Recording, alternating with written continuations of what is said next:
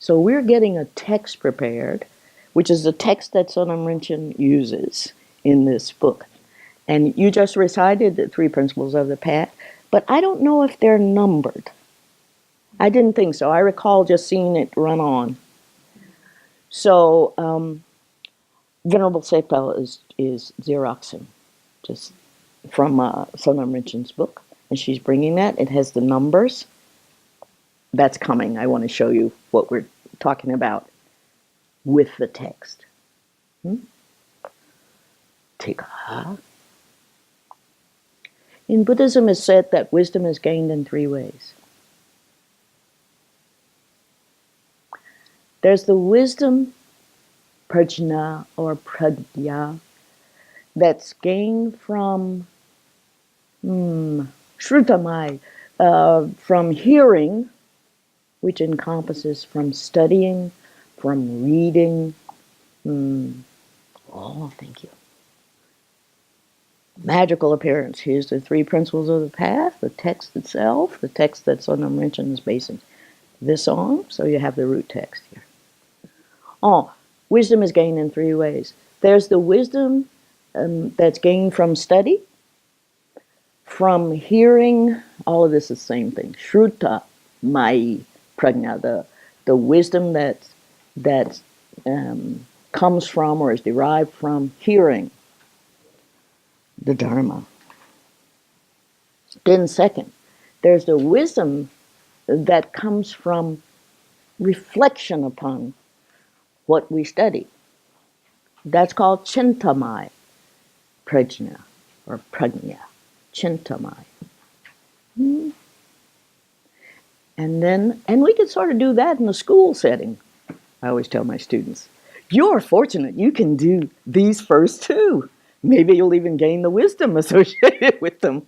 Oh, but the third wisdom is that wisdom which comes from meditating upon, from growing it in actual life. Bhavana, my prajna. Those three wisdoms. So I just think it's wonderful to be at a place like this where you can actually engage in all three. You can study, you can think about and reflect upon the teachings, and you can meditate upon them. This is a treasure. One of the teachers that Gelugpas looked to talked about how human beings, this is all about how one practices, and practices purely without trying to actually gain some wisdom. And he said, and their text written on, parting from the four ways. This Lama Drakpa Gyaltsen said, ordinary beings have the four loves. He said the four attachments, the four loves. And if you have them, you're not a genuine practitioner, sort of. You're just kidding yourself. He said, as long as one has love for this life, one's not a genuine, pure practitioner. As long as one has love for this cycle of samsara, one is not a true renunciant. As long as we have love for this cycle of samsara, we're not true renunciants. As long as one has love for one's own self-interest, one is no bodhisattva. And as long as one has love for me, one does not possess correct view.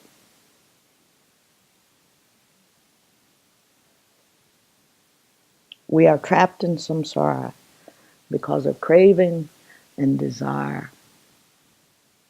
Most palpable, we talked about that the other day, huh? So the first and only way to begin to gain liberation from samsara is to give up this craving.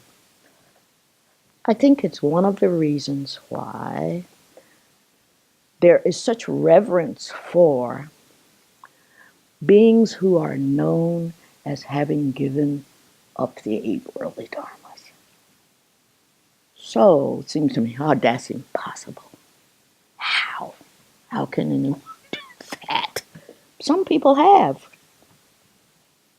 You probably know one or two. That would be great. So what are the 8 worldly dharmas? There are things we crave. We wish for praise and not blame. Most of you know these. Some don't. We wish for praise and not blame. We wish for gain and not loss. We wish for happiness and not sorrow. We wish for fame and not ill repute. You think of someone like Milarepa, he gave up the 8 worldly dharmas, you know. It's ragamuffin, green, fuzzy gray skin. Sister said, please eat, please put on some clothes. To which he said, my outer appearance doesn't in any way match what is happening with my mind. Liberated in my mind. Oh, so Milla is a great example. Milla is one. I hope we get to talk about Milla a little bit. But just 2 things about 8 worldly dharmas and about appearance. About appearances. About being a human being still in samsara.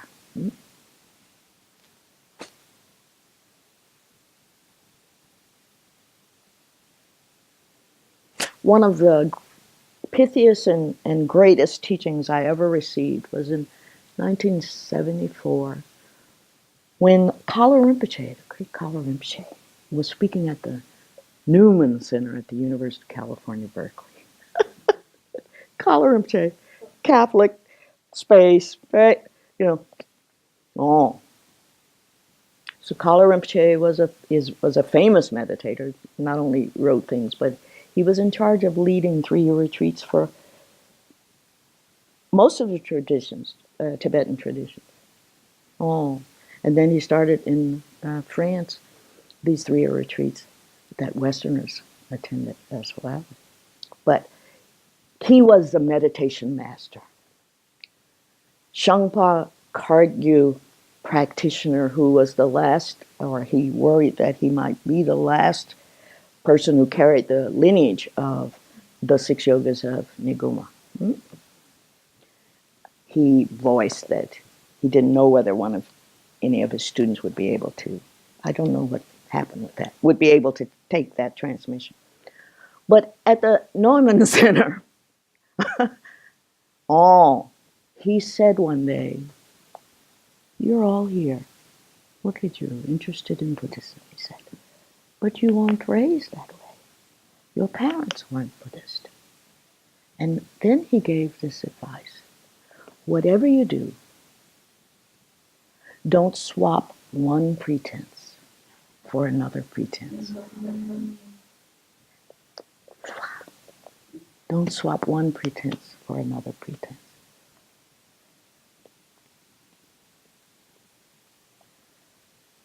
That's a hard one to live by, you know, because our whole life is modeled on a given pretense. I, me, you know, how I see things, the conceit of I, which ultimately means I'm better than everybody else. My view is right. I'm oriented from the right space, which gives fuel to all the arguments we have, you know. It's not just I that we cling to I and self. Is that I has this, it's conceit in 2 ways. It really, I think at base, says, I'm better than all of you. That is so dangerous. How are you going to work for others if you see yourself superior to everyone?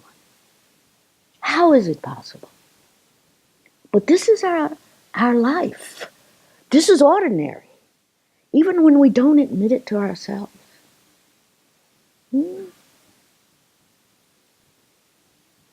That's the pretense we come with. And we're trained in it, especially in the West. Oh, a little girl comes home one day. This is a story from a Tibetan woman teacher. Oh, so this little Japanese girl comes home and says, "Mom, what's our color? What's our favorite color?" Teacher had asked at school, individuals, "What's your favorite color?"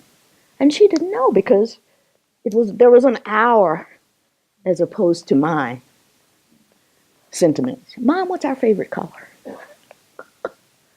But we are raised, "Come on, show them how well you can sing that song." If you're in a black household, that was my accent there.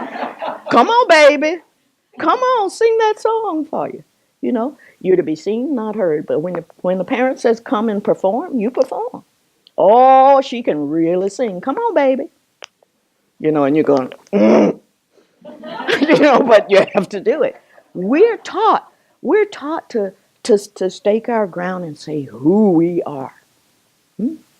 We don't ask what we are, which would be more Buddhist, one would think. You know, what are you? You're a human being. But who am I?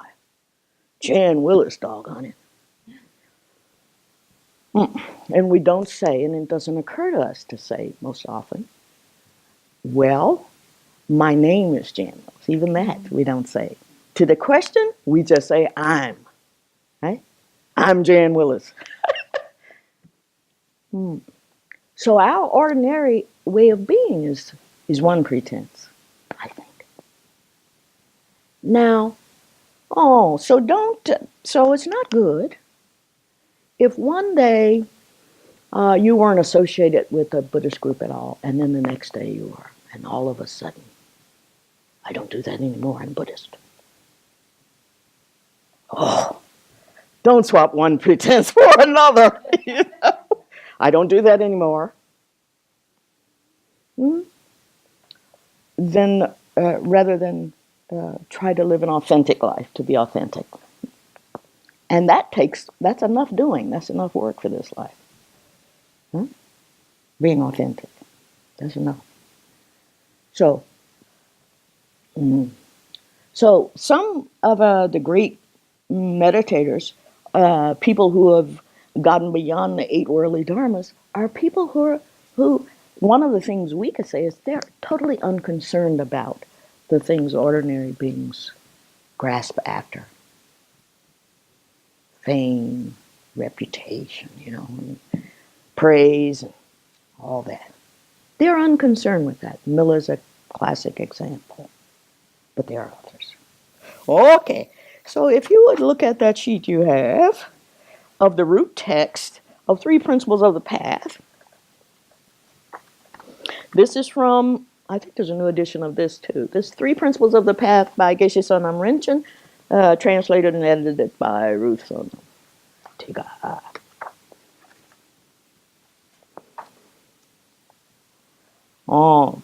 Just to give an indication of how these texts work. Yesterday, when I sort of melted down in here, and I'm so glad you came back. We can say that has to do with the first line, sort of the kindness of the guru, and just kidding. Okay, of the text. Tsongkhapa, it said, had many, many teachers, as I was saying yesterday, and at least 50, maybe more. And he counted them all. He learned from all of them. So, we have root gurus, Tsawe lamas, and those root gurus are so important to us. I'll try not to be too devotional today. But homage to the venerable and holy teachers. Tsongkhapa begins his text with homage to all his teachers, from whom he's learned so much. And lots of them. Umapa and Renawa and the others. At least 50. So the text begins with that homage to all the gurus. And then you have these 14 verses. And the the first verse, Geshe Sonam, says, gives an interpretation, that there are ways to read this in the first verse, the second line, the third line, and the fourth line there, as representative of different stages, different practices and practitioners of the Buddhist path. He says it is possible to take these. I'm sure you've had teachings on it, and people differ on their commentaries, but he says it's possible to take, for example, I shall explain as well as I can, that's Tsongkhapa speaking, but the essence of the victorious one's teachings. There he says, one could take this essence of the victorious one's teachings as referring to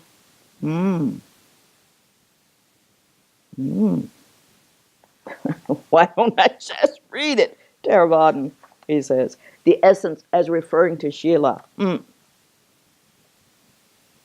As referring to Shila in the sense that Shakyamuni Buddhas is representative of Shila, of discipline. So it's the essence of his teaching. He says you can interpret this text in this way. The essence of the victorious one's teachings, the Buddha's discipline. The third line of this verse, the second line there, the path praised by their excellent children. You know, when we see the Buddha's children, who are we talking about? The Bodhisattva. So here we get Shila as sort of a hallmark Theravadan. Next one is sort of hallmark Mahayana, the Bodhisattva path. And the gateway for the fortunate seeking liberation, which he says, if you listen to this teaching, if you follow the Buddha's teaching, in fact, these may seem like different paths, but they're the same. Which is interesting and good to say, I think. What I want to say is, in his little commentary of 130 pages or so, it's important to know that of the three aspects, Zonam Rinchen spends 40 pages talking about renunciation, 21 pages talking about bodhicitta, and 20 pages talking about wisdom. That tickles me. He knows what's tough for us. He knows what the chief stumbling blocks will be. So, what are the verses that are associated with renunciation? Unattached to the joys of worldly existence. Anybody here? Come on, show of hands. Anyone unattached to the joys of worldly existence? Come on. Okay. I know some people are modest. Striving to use well their freedom and riches, trusting the path that pleases them. What are our freedoms and riches? Precious human rebirth and riches, born in a country where we can hear Buddha Dharma and all that. Yes, okay. So we know those. The story of the turtle, Jennifer. These are the kinds of things that are talked about in Lam Rim. You reflect upon how great it is to be a human being, to have faculties, to have a mind and a body, and particularly to have a mind and a body of the 6 realms that's in the human realm, because the other 5 realms, beings born in those realms, don't get interested in the Dharma. Either because they're too happy, they're blissed out, the gods. They're blissed out. Blissed out. 70s, I guess. Mama used to say that. Blissed out. Um, those in the God's realms, they're just happy with themselves. They don't remember, what got them there, and they're not looking towards the future. They're just enjoying, blissed out. Mm-hmm. And it might be 1,000 years or more. It might be some aeons before. If you're in that wheel, if you're in the cycle of samsara, things change. That's one of the hallmarks of samsara, right? That's one of the key marks of it. Change, impermanence, dukkha, suffering. So those gods unaware, but one day, it said, even for the gods, they begin to perspire. The garlands around their neck, the flowers begin to wilt. It's a big, heavy, like, what's happening? Ooh, I don't think I can stand it, And then what will come next? That's a great suffering. Okay. But the gods don't think about it when they're experiencing. They don't think about the fall to come. Then there's asuras, the gods who are jealous, and they fight all the time, so they're busy being angry. But those are the three, and then there's human beings. And those are the three higher destinies, so-called higher destinies, right? Gods, demigods, human beings. Then the three lower destinies are animals, hungry ghosts, and hell beings. Beings in those realms can't practice either. Doesn't occur to them. Animals, it said, are spending their, I don't know, you have cats, right? Animals, it said, are spending their time sleeping and searching for food. Hell beings are constantly tormented. They don't have the opportunity. They're in such pain. And for the nanosecond that the pain ends, the other begins. There's hardly a gap.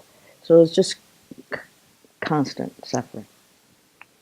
All right, so human beings, this rare phenomena in the six, have a chance. Because, their lifespan's a certain amount. They can sort of see it. They can see the beginning. They can sort of see the end. They've seen other people. End comes, So we can think, better prepare. We might be born in a country where we hear Buddha's teachings. So I didn't expect to go. But anyway, this is what the Long Rim says. Teachings sort of say. And they start with this positive fact. We're human beings. We can do something about our fate. Doesn't have to be fate. We can do something. The story is told of the turtle one turtle, he's blind. I don't know how whoever wrote that knew that. There's that turtle and he's blind. And he lives at the bottom of the ocean. There's just one. And the whole globe is covered in water. And there's one yolk, just one, floating on the surface of the earth or the globe. And we're told that we should appreciate our human birth because it's so rare. It's more rare than for that turtle to come up once every century, just at the point where he's able to stick his head through that yolk. Being born as a human being is that rare. So when you wake up and say, hey, human. I'm a little nutty. Rejoice. We have a chance to do something about our lives. So that's, but it's sort of different from some other traditions, the dark night of the soul and climbing to the summit and all. It's not such. Buddhism begins by celebrating our human birth and its faculties and our chances, and we can practice. So, striving to use well their freedom and riches, the freedom and riches of being born human in a place where there's dharma, or where there's been a teacher who teaches, trusting the path that's pleasing to the victors, fortunate ones, listen. Okay, so he's going to give us a teaching now. Okay, then at 3, from verses 3 on through 5. So 3, 4, and 5, talking about renunciation in this text. Without the wish for freedom, there is no way to calm the pursuit of pleasant effects in the sea of worldly existence.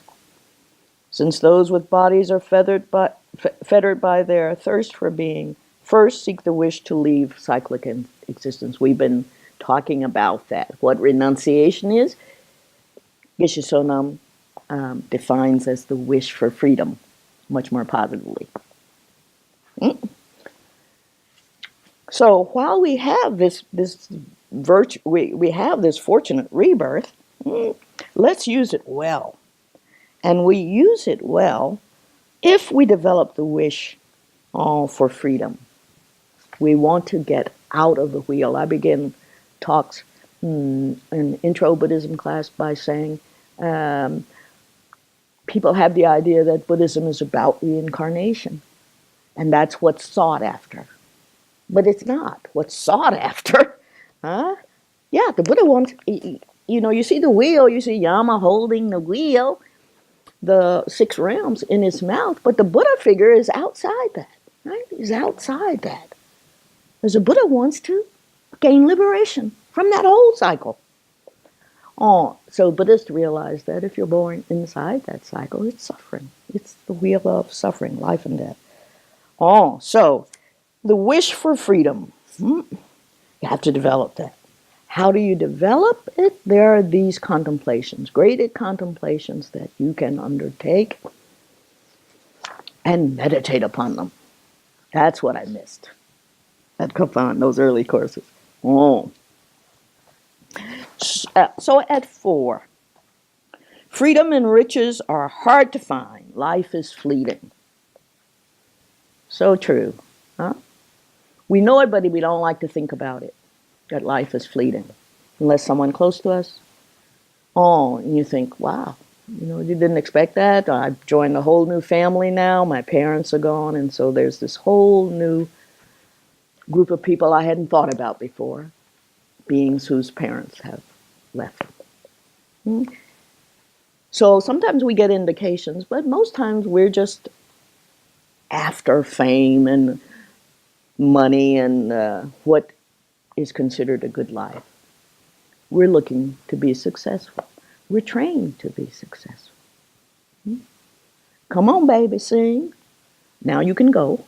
But go to school, get a good degree, get a good job, establish a good family, join good clubs if you can, if you're part of that class. Try not to harm the environment. You have goals, and that's okay. That's okay. But while we're busy doing all those things, we're not cultivating this idea, the wish to be free from cyclic existence. We're just not.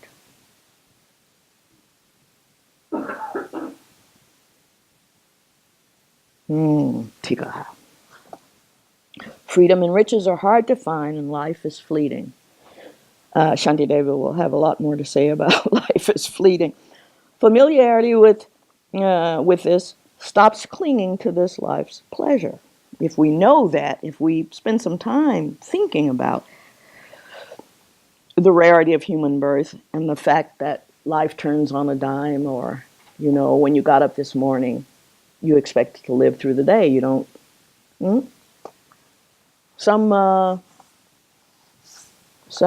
devout Christians, and my sister is an example, wakes up in the morning and she thinks, this is what she's told me, because I woke up this morning, this fact that I woke up means that there are more good people in the world than bad people. That's really that's how you think about it, sis? Yeah. And She also thinks the other Christian saying, this is a day that the Lord hath made. Rejoice and be glad in it. Right? That makes sense. Right? That's a good sentiment. Some people really think, that there's a balance, the good and the bad, and the moment that there's more bad, God will wipe out this whole thing. Now that's kind of scary that you think of it that concretely, but my sister does, so people do. She's relieved. I woke up. Not just that I'm alive, that I have another. Nagarjuna and others say, you don't know what's coming next. The next breath or the next life. You don't know. We don't know. It's not guaranteed. But people think about that differently. But we should try to use this life that is fleeting in a positive way, which would be, in this case, Buddhist case, trying to get liberated from the cycle of the cyclic existence. Familiarity with this stops clinging to this life's pleasure. Then there's two methods here. Freedom and riches are hard to find. Life is fleeting. Familiarity with this concept, with these ideas, stops clinging to this life's pleasure. This life's pleasures. Now, repeatedly considering actions, karma, their unfailing effects, as well as the suffering of cyclic existence, stops clinging to future lives. So, looking at the Lam Rim, looking at the tenets, the sort of contemplations, if we're thinking about the preciousness of human life and how easy it is to lose, this will cut so much holding tightly to the pleasures of this life. And if we think about karma and its effects, we'll stop clinging so tightly to future lives. That's what he says so succinctly. 5. Now, when such familiarity, not even a moment's longing arises for, when through such familiarity, not even a moment's longing arises for the marvels of, they are marvelous, aren't they? Show of hands. But if even for a second, that doesn't come into your mind. But it's so marvelous. It's so marvelous. Look at this clock. I like it, These books I can have. They make me happy. All that. When that doesn't happen, even for a moment, then maybe some renunciation is coming. When through such familiarity, not even a moment's longing arises for the marvels of cyclic existence, and if day and night you constantly aspire to freedom, you have developed renunciation, the wish to leave cyclic existence. I don't know.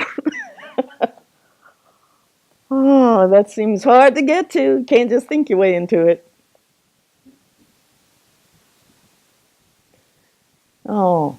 Except there are some examples, I think, of people who feel that way. Who don't, even if they're surrounded by marvelous things, have renounced minds about it. They're just, okay, this is here, I guess I can use it, I'll use it. This is part of shunyata. Things are not fixed, so you can use them, Nagarjuna says, precisely because things are empty, that they have utility. Right? You see that?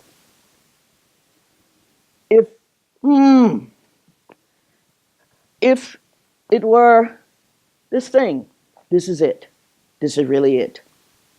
I couldn't move it, right? Because of its itness, it would be located there. Right? If we really have, if things were fixed, if they had fixed essences, we couldn't use them. So so you can see people who have developed this renunciation, this wish for freedom. They can be in the midst of things and they can use them. But it's sort of like water off a duck's back. It's, that's okay, that's good, I'll use it, but no problem. I'm not attached, I'm not clinging to it. So when it's like that in your life, and I wish for all of you, you get to that point. I guess I wish for me too, and certainly a long way from it. When you get to that moment, then you have developed the wish to leave cyclic existence. So from 3 to 5, verses 3, 4, and 5, the focus is renunciation. Then at verse 6, he tells us if that renunciation, if that wish to be free, is not accompanied by bodhicitta, altruistic intention, then it won't act as the cause for the perfect happiness of unsurpassable enlightenment. Samyak Sambuddha. It won't. The wise, because of that, the wise arouse the supreme intention to become enlightened. And I think, oh good, then we've left renunciation for a while. All right. I hope we established, though, in the previous day, that you can't begin without renunciation. Because if you want to get out of a trap, you're trapped by craving. So what's the only way to begin? It's not like it's the best one. It's the only way to begin is to lessen craving. That's renunciation, to lessen that craving. And then to develop it so much that it doesn't arouse the joys of samsara. The joys of samsara are not attractive anymore, not even for a second, then renunciation is complete. And you've made it to renunciation. Got these little badges, Shambhala people used to wear. Well, they still wear. Sorry? You know what I was going to say here. The uniforms with the Shambhala people, you're part of the car shop. Part of Trungpa's, he has a military side, Shambhala warriors, and they wear khakis. And if they've scared me the first time I saw them, come out of this Buddhist temple in khakis and had these little, things that military folk wear. I don't know what they're called. Ribbons, okay. Yeah, they don't look like ribbons, but they go that way, right? And if you've done a datun, you get one ribbon. And if you've done 2, you get another ribbon. And if you've done another kind of training, which is a retreat for them, you get another one. So, they came out very militaristic. I thought, ooh, what is that? People came out, hey, Jan, we have your books in the library, come on in. And I don't know what I'm going in. It was kind of scary. But now there's a Shambhala center I go to in Atlanta. Good friend there. And she is so excited to be a warrior. And they go on retreats and they do drills. And Trungpa is an interesting character. Anyway, so these badges, these ribbons. All right, so you've got your ribbon. Renunciation. Now, bodhicitta. And bodhicitta, the verses on bodhicitta then go from 6 through 9, I think. Where if you look at 9, it says, even if you have bodhicitta, you have renunciation and bodhicitta, you still can't gain liberation. Why? Because you don't have the wisdom. Oh. So then verses 6 through 9. Is it 6 through 8? Okay, 6, 7, and 8 are about bodhicitta. Oh, yes. Because 9 says, yeah. You cannot cut the root. Tiga, bodhicitta. So we began talking a little about bodhicitta. Chitta is means both heart and mind in Sanskrit. Chitta. And a bodhisattva is one whose whole being, whole essence, his whole being is set on, is focused on bodhi. It's a bodhisattva. Oh. So, and you know there are bodhisattva stages and so forth. But a bodhisattva, one whose whole being is aiming solely at bodhi, which is not aiming at nirvana, right? It's aiming at bodhi, and there's a reason they're two different words. Nirvana, nibbana, more liberation towards oneself. That's pratimoksha, huh? But focus more on oneself's liberation. No small feat. No small feat. One who attains nirvana is an arhat or an arihati. What have they done? By virtue of which they're given this title, arhat. They have slain. Hun is the verb. Slain the adis, the enemies. What are the enemies? Ignorance, greed, and hatred. And arhat has attained nirvana by virtue of having totally destroyed the enemies, the negative emotions, ignorance, greed, and hatred. That is no small feat. So, attaining nirvana, gee whiz, pretty good. But Mahayanas take the view, take the view, be careful what you wish for. Because if you wish solely for nirvana, you'll get it. But what does that say about others? Nothing. So people say to me, well, I don't buy that because certainly arhats are kind and compassionate. I agree. I think so. Must be. Must be. If you don't have hatred, you're a compassionate being. Absolutely. Huh? But the words are different for a reason. The said in Vajracharika Sutra, Diamond Cutter Sutra, that the Bodhisattva vows not to enter nirvana until all beings are freed. It's like standing at the door and saying, y'all come on in, y'all before me, right? I don't go in till you go in, till I know you're liberated, then I go in. But when I go in, it's bodhi, it's a bodhisattva. I'm not after my personal liberation. A bodhisattva seeks bodhi, not nirvana. Mm-hmm. So where are we? Bodhicitta. So a bodhisattva, one who's aiming solely for bodhi, doesn't take the Theravadan view.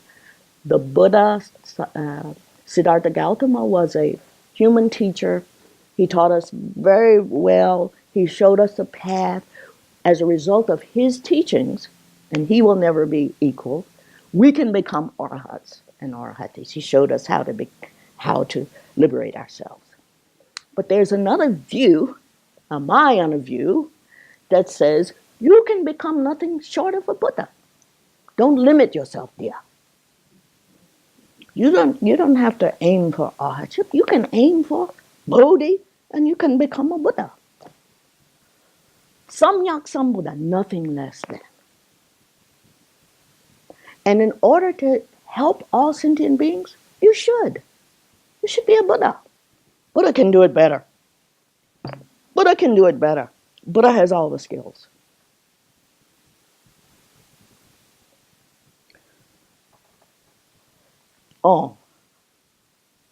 You know the story of Avalokiteshvara? It was time for Avalokiteshvara to appear in Tushita heaven before the reigning Buddha, who is Maitreya, the Buddha to come, the Buddha of love. Avalokiteshvara, found himself there in Tushita on bended knees before Maitreya and says, it's time. It's time for me to enter samsara for the benefit of beings. Amitabha, Maitreya, maybe Amitabha's, Amitabha, I don't know. Anyway, Avalokiteshvara comes down to earth. The suffering was so great. His head shattered. His heart shattered. And there he is before Maitreya again said, Maitreya says, what happened? What's the matter? Oh, suffering is too great. I just couldn't bear it. Being suffering is too great. So he says, go try it again. Go, try it again. Might be better this time. So he comes, same thing happens. The suffering is so great. So then he appears again. He says, don't worry, I'll fit you out with everything you need. Gives him 1,000 hands, 11 heads, and sends him. And that's why we have this. It has all the tools to help whatever the situation is, sentient beings. Finally got everything you needed. He's all right. She's all right. Acting in the world for the benefit of beings. So a bodhisattva, and there are different bodhisattvas. There's the Buddha in past lives, there's bodhisattva in Theravadan text.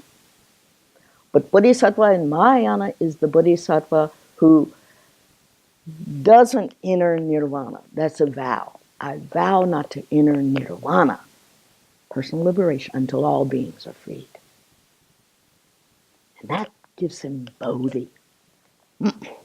Look at the Diamond Cutter Sutra for more precise vow there. All right, so where are we? 6.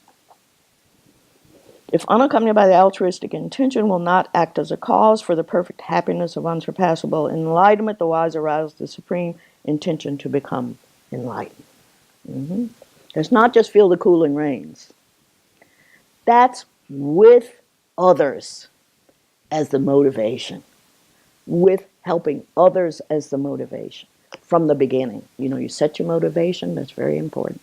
So if you're aiming for bodhi, it's to benefit beings. Not to benefit just yourself. It's to benefit all beings.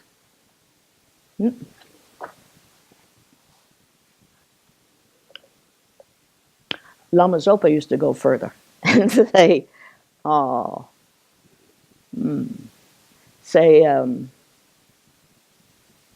we're as human beings, we're already on the mountaintop.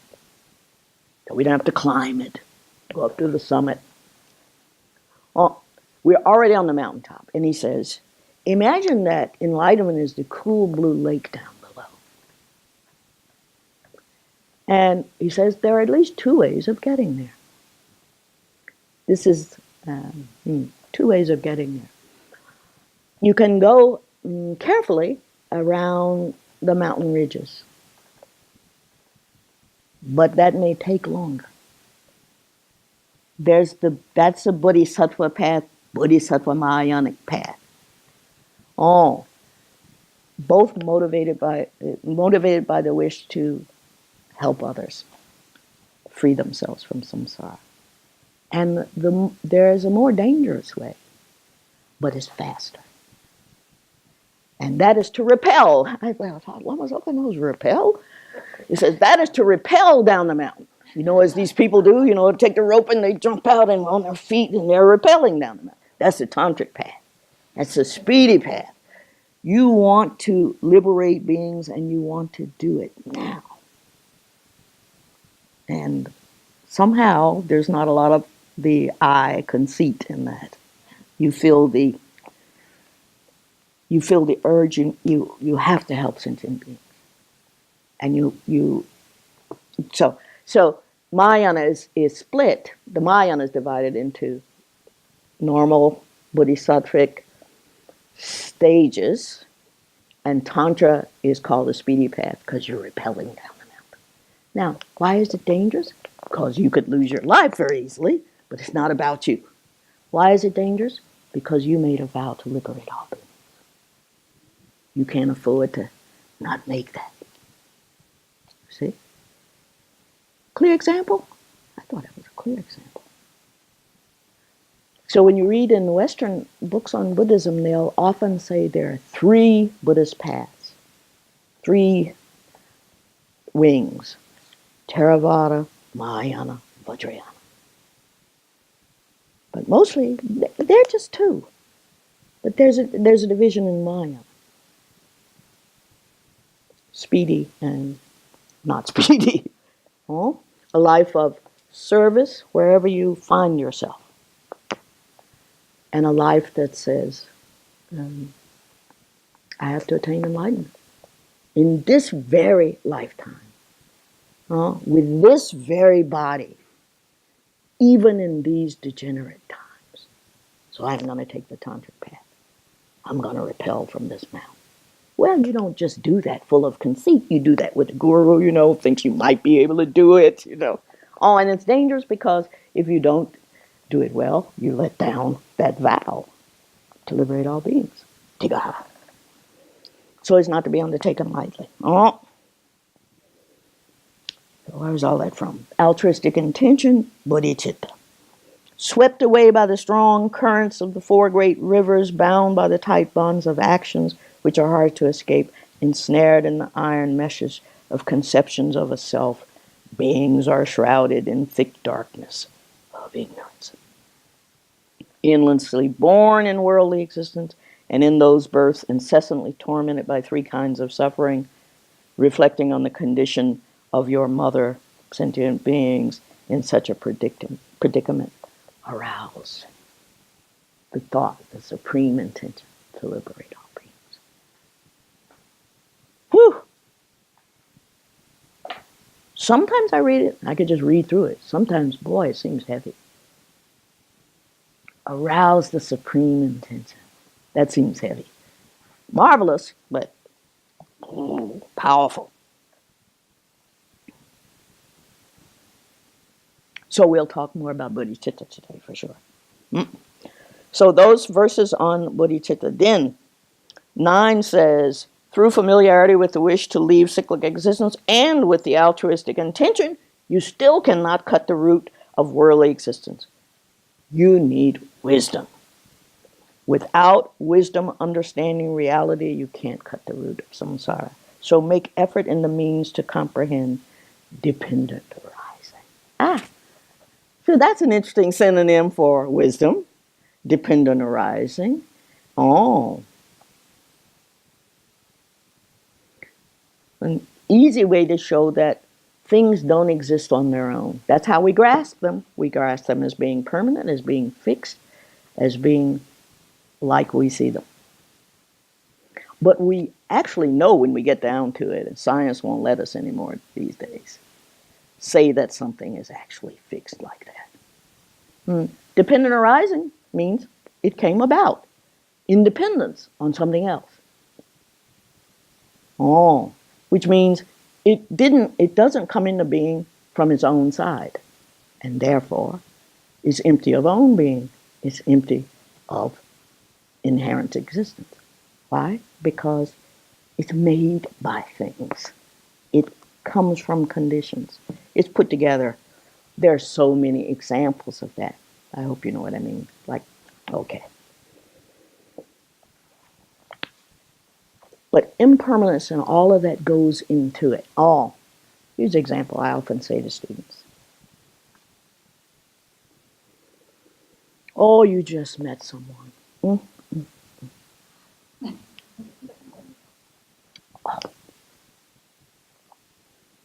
And that other person is just perfect. Oh my goodness, your knees get weak.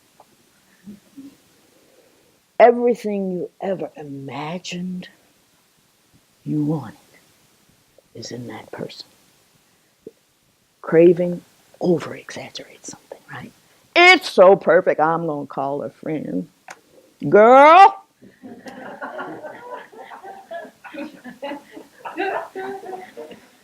I met someone, I'm telling you. Every smart, good looking, could talk to them all day and all night. Just perfect. Perfect. Aren't you happy for me? Be happy for me, girl, because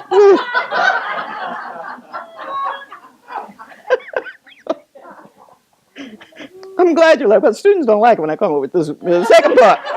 Second part is 6 months go by. Maybe 6 weeks. Right? 6 days. 6 days.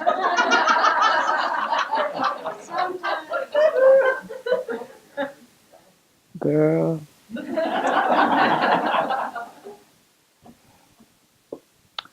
He changed. She changed. You know, yeah, I thought he must have just been playing me. He changed, she changed.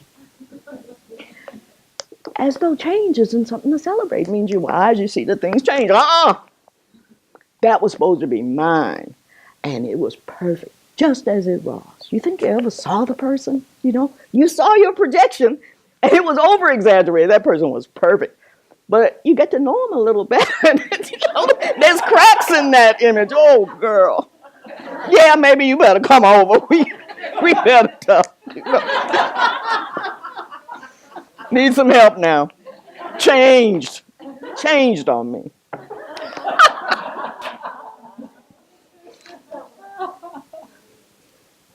Then the students ask me, in that some way Buddhism can help me keep those relationships going. Well, that's not the point.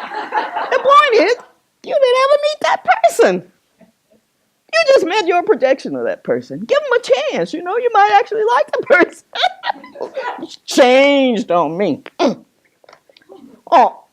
So I think dependent origination, impermanence, these teachings are ways of showing us how when we get attached to something and make it fixed in our minds, and we hold it tightly, and it can't change, we're setting ourselves up for suffering. It's so simple. It's such a habit of ours, though. Changed. Okay, here, emptiness, wisdom, is made synonymous with, or is talked about from the position of dependent arising. Things do not exist in the way we think they do. We want to find permanence in things that are impermanent by nature. That sets us up for suffering.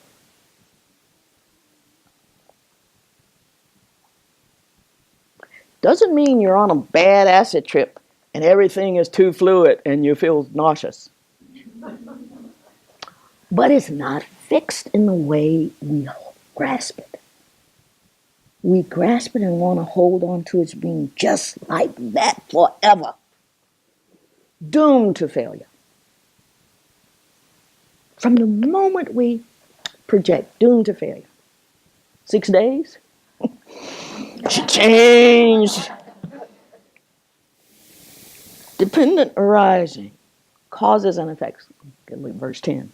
Whoever sees that the causes and effects of all phenomena in cyclic existence and beyond are unfailing and thoroughly destroys the mainstay of misconceptions, walks on the path that pleases the Buddha.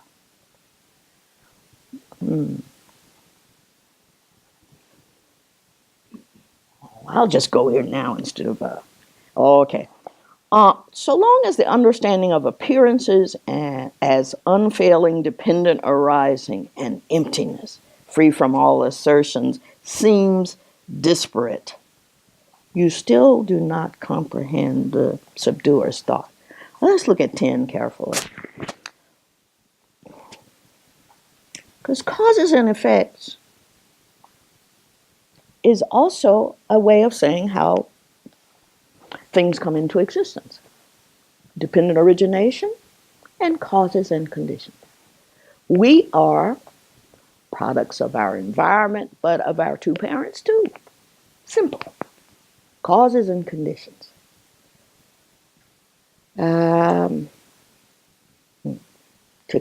make us who we are. Oh, we want to say, oh no, I'm unique in all the world, but we come about because of causes and conditions. So does everything else we experience in the world. Small d dharmas, all experiential, experienceable things are caused by, come into existence, owing to causes and conditions. Nothing came of its own. I walk into the back door and the table says, "Hi, Jan, I'm a table." It doesn't happen like that. I mean, it doesn't come from its own side. So Asanga has this series of talking about perceptions. If and there's a lake again. And if you're a thirsty human traveler, wow, that's such a relief. If you're in another kind of realm, that's repugnant. If you're, so depending on your psychological state, which is what those 6 realms are often in Mahayana treatises described as. I woke up this morning, I was so sluggish, it was just like I was in the animal realm. Just wanted to sleep. Oh, and somebody said, "Ooh, your book was so good, I read it." And, ooh, in the God realm. So we don't have to take those as some kind of mythical states out there, or realms, or other lives. It can happen in a matter of seconds. Those 6 realms, we can inhabit them. But they're all samsaric. So, depending on which realm, you see things differently. Those same things, the things didn't change. That's what I'm trying to say. The things themselves didn't change. But we never actually got to see them because we all had a perspective on what they were, depending on our psychological states or what realms we were in. Right? So we don't actually see the thing in itself, or Kantian thing in itself. How do we get there? Well, we don't, because we're always projecting. We're always judging. And the things, too, from their side, they come together. They didn't just spring up. They're not like Pema Sambal, lotus born. It doesn't happen like that.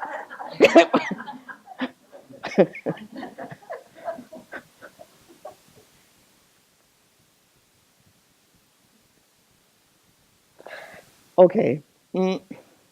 So things don't exist in the way we think they do.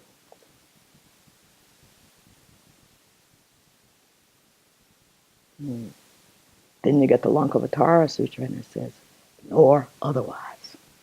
I love it. Oh, take a high. But we don't want to grasp, hold on, project, over-exaggerate, or underestimate. When the I is in there, we either love it or we hate it. But the judgments are always there. Not so good. So we've got dependent arising, we've got causes and conditions. So long as the understanding of appearances as unfailing, dependent arising, even if we see this thing is not fixed, this thing came to be because of causes and conditions. I'm looking at it, came to be because of causes. I can see that. I have that stroke of insight. I can see that. It's not just, like I say, it came about because of, independence on something. I can see that. But as long as the understanding of appearances as unfailing, dependent arising, and of emptiness free from all assertions seems like they're 2 things, seem disparate, seem separate from one another, one still does not. You still do not comprehend the subduer's thought. So a wisdom being, a bodhisattva, not only sees the appearances, but sees its emptiness, sees causes and conditions when she sees it, sees it came into being. At the same time it sees it. My example, you can jump on me about this one. Does anybody remember Donovan? Really? The folk singer, Donovan, a long time ago. Donovan. No. Donovan, one of Donovan's famous songs in the 60s was a take on Zen singing. Okay, now I can't sing, but first there is a mountain, then there isn't, then there is.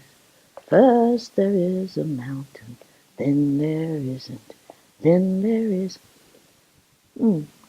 Now, with that, it was a Zen verse. One can talk about the turnings, the three turnings of the Buddhist wheel of Dharma. Theravadins.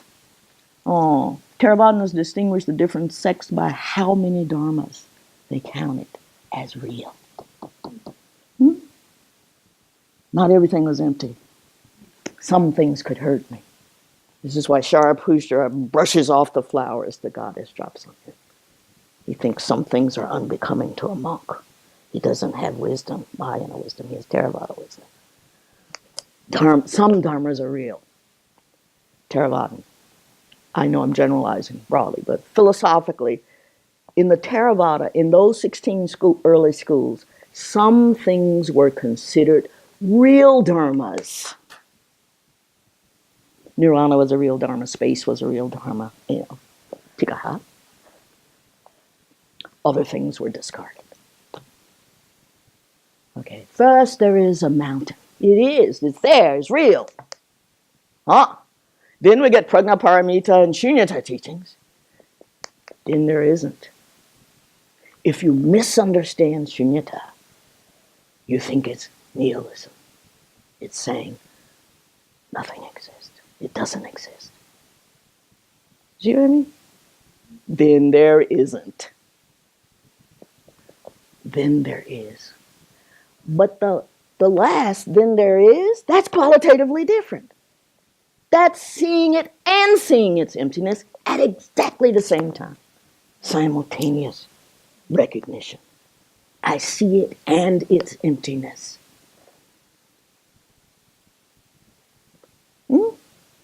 Then there is. You see the mountain and the mountain's emptiness, and as long as there's a separation between these two, you've not made it. But when that view becomes simultaneous, then you've understood. So long as the understanding of appearances as unfailing dependent arising and of emptiness free from all assertions seems disparate, seems separate, you still do not comprehend the subduer's thought. When the two do not alternate, but are simultaneous, and merely seeing dependent arising as unfailing, destroys through certainty how the object is perceived, analysis with regard to the view is complete. I can't say it any better than Donovan said, or that Zen verse said it. Seeing talking about emptiness like I know what it is, but this is one way of talking about it. Recognizing that things come about owing to causes and conditions. Therefore, they're empty, but you have to have a real appreciation of that, I think. But then when you see anything, you can see. It's also empty. And you don't make a distinction. You see it at the same time. At the same time you see this water cup. Same time you see that clock. Empty, empty, empty. I see it. I can use it. I know it's a clock. I can use it. But it's empty. Are you with me? Think of the Donovan song.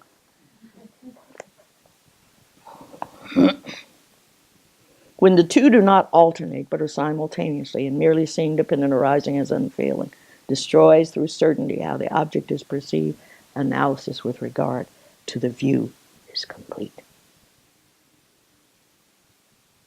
Further, when you know how appearances preclude the extreme of existence, right? Something actually is here. It's not as I actually see it, but that doesn't mean something is not there. It's not precisely as I ordinarily perceive it, but it's not non-existent. There's a really more Chittamatran, but anyway, that first line. But then it's Madhyamaka. Oh, Tikaha, you actually, something was there, but I grasped onto it before, and I thought, photograph. Oh, photograph, let me. Oh.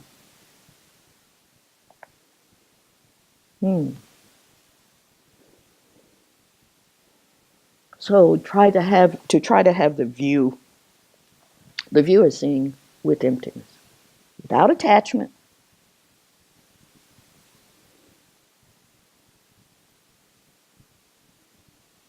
What do you think?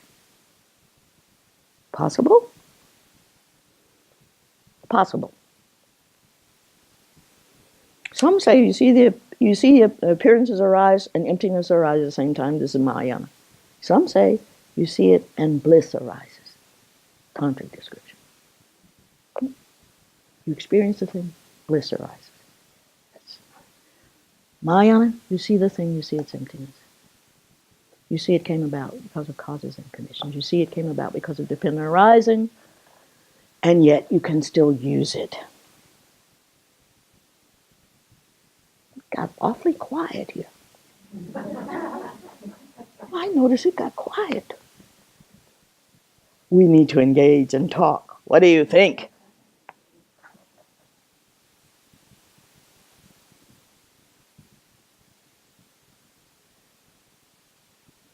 When you know how appearances preclude the extreme of existence, and emptiness, you know there are many translations of this, right? Oof. And some of them can take you in, I think, totally wrong direction. This is not bad. I brought 3 others with me, but when you know how appearances preclude the extreme of existence, and emptiness precludes the extreme of annihilation. Sometimes you see that written just the opposite. You know what I'm saying? Sometimes it's that appearance precludes the extreme of non-existence. That's what I was going after. Something is there. That's a translation that's current as well. That is, you put these terms just in the opposite way. This one, and emptiness precludes the extreme of annihilation.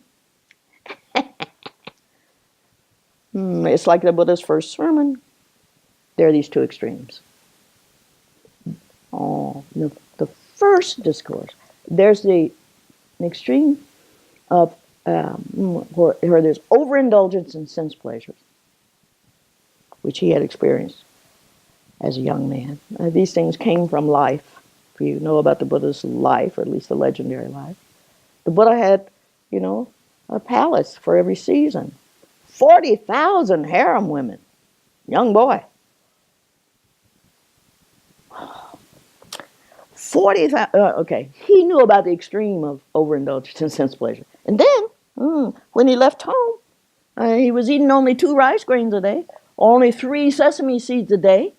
Very austere practice. And so it said that after this practice, the skin of his stomach touched the skin of his back. Imagine. That statue of the emaciated Buddha used to be in the museum at Sarnath, and at least when I was there in the 70s, they were saying, well, they've got to get rid of this. This is not a model we want to show. But the emaciated Buddha was, after the 6 years, he overindulged in self-mortification. Right? That was the thing. That was one of the techniques of the day. So when he first saw the 5 monks, he said, listen, these 2 extremes are to be avoided by one on the path, right? And that very concrete description from life experiences is what got more and more subtly, philosophically refined during the 40 years of his teaching. What are the extremes? That got refined, right? The seeing got deeper. The philosophical explanations got deeper.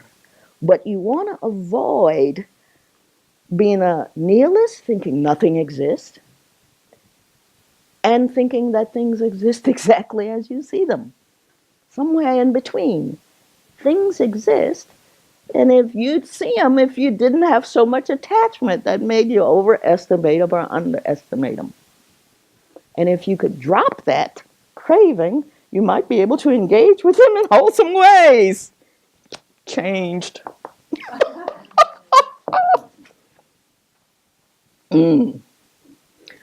But to avoid, so it's middle path throughout the Buddha's teaching, all those 40 years. So when you know how appearances preclude the extreme of existence, and emptiness precludes the extreme of annihilation, and how emptiness appears as cause and effect, you will never be enthralled by wrong views. Sounds a little hopeful, but, it'd be nice to have a definitive translation. When you have correctly understood the essentials of these three principles of the path, child. Sweet. Who's the child? It says, right in the next verse. Child, seek seclusion and strengthen your effort to swiftly accomplish your future well-being. But we still have 2 more sessions to go, but this was just so you see the numbers and what applied to what, and okay. This was taught to Sako Wangpo, not Nawan Dakpa, who was like a nun to the Buddha. For a time he was Tsongkhapa's chief attendant. Traveled with him, heard all his talks, and apparently asked Tsongkhapa to write this. Give me a way, in a nutshell, to practice. Give me a way to practice, and Tsongkhapa did. And it's remained one of the influential texts of Tsongkhapa.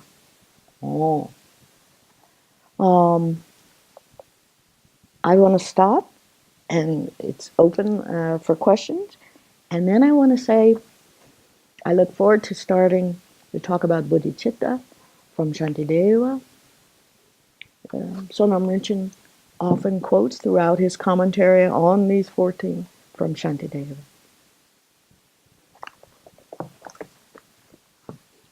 And so this is what I want to do next session. Begin talking about bodhicitta, based primarily on that. So, do you have questions? You need to stand, move. Yes.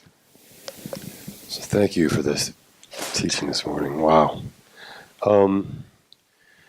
It seems to me as if it started out with the Theravada position, then 6, 7, and 8 talked about bodhicitta. But in this last line, number 14, it seems to have gotten away from bodhicitta by saying in the very last sentence, to swiftly accomplish your future well-being. Uh-huh. And the seclusion part I'm kind of intrigued by as well. So I'm wondering if you can comment on that, and if it circles back around to bodhicitta, or how this works, or how am I not understanding it? I don't take it, I mean, it's a good point you raise, given the words that are there, but I take it since he's really counseling this man who's been his attendant for years. He's saying, I write this teaching for you, now go and meditate upon it and gain realization of it. But I hear what you mean when you say to swiftly accomplish your future well-being. I mean, it seems contradictory to bodhisattvas working for the benefit of beings. However, I think it's just, he's just talking to that one person, telling them how to practice. That's what I think. I mean, others have any insight on that? I think it's just a tender moment.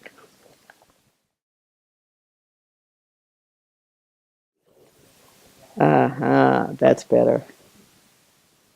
Thank you. Yeah.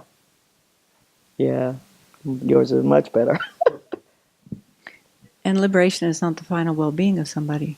They still have the cognitive obscurations, so it does include the full path to enlightenment. Mm. Oh, kleshas. Mm. Mm-hmm. That's not the end of one's well-being anyway. Yeah. Kleshas are kleshas are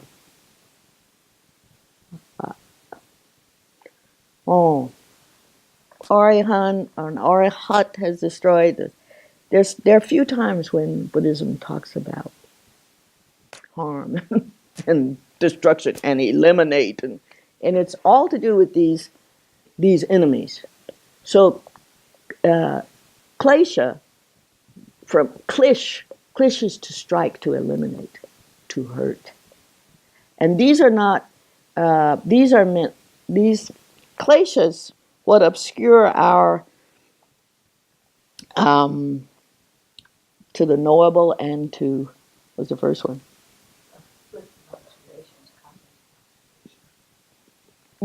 These are negative emotions that cause us harm. They afflict us. Anybody ever been angry? Really angry?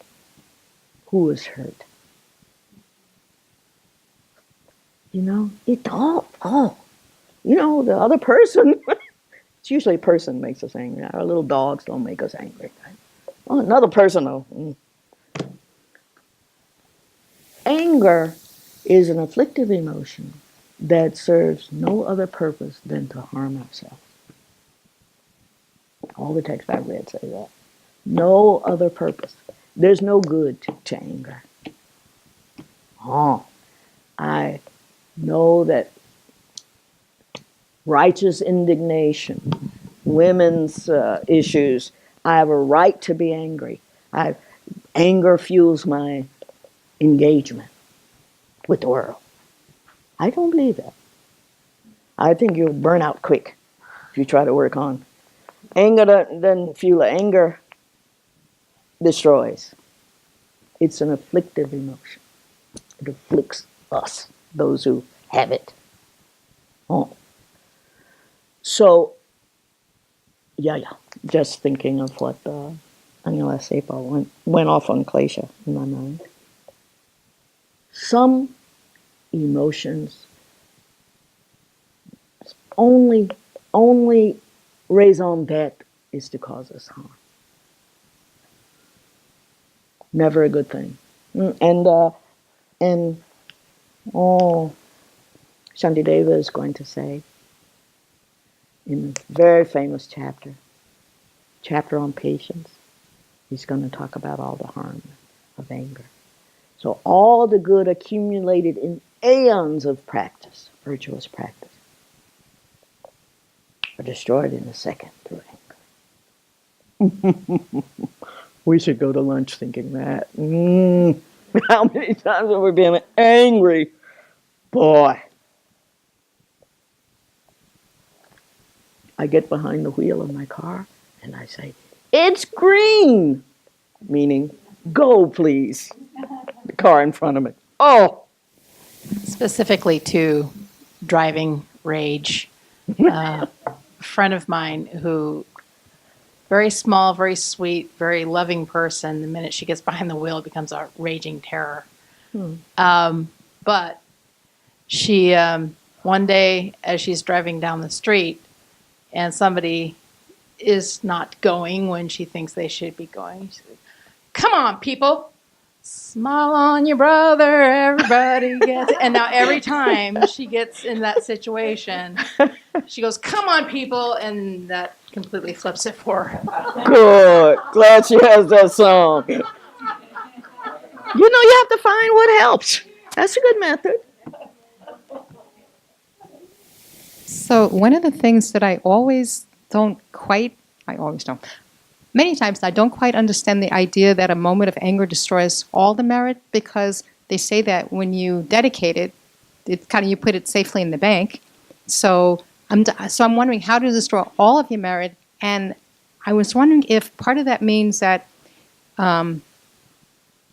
Because I was thinking also when you get angry, it increases your habit of anger. So then you end up creating more destructive karma. So I really kind of struggle with understanding how does it destroy all the merit you've created. All the good works gathered in 1,000 ages, such as deeds of generosity and offerings to the blissful ones, a single flash of anger shatters them. Yeah. Because what's the first vow in all of those vows? Non-harm. And hatred only means to harm. I don't know, it's like becoming a different wrathful being without any control. You really mean harm. It's the embodiment of hate. Anger means to do something in, you know. It's more than we generally, oh, so I was angry.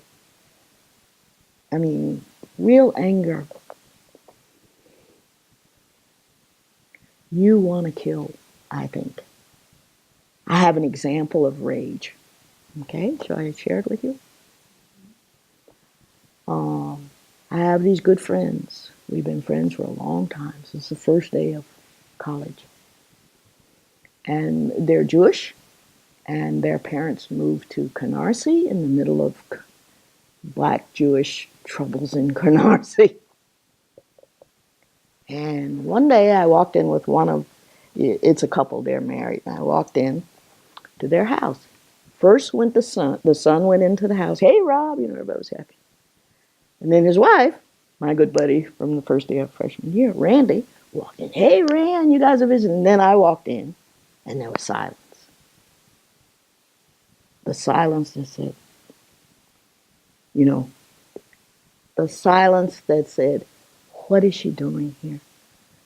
Don't embarrass us, bringing your black friend here. So I left. I turned and left. But I was so angry that when I went home, and my good buddies ran out right after me. By the time I got to the subway station, they were there. But I went back to my apartment in New York, and it was 2 or 3 days I was shaken. Because I thought nobody else should have to feel that. And I would stop it if I could. If I'd had a machine gun, I'd have mowed them down. But it was so painful to me. They probably got over it, but I shook.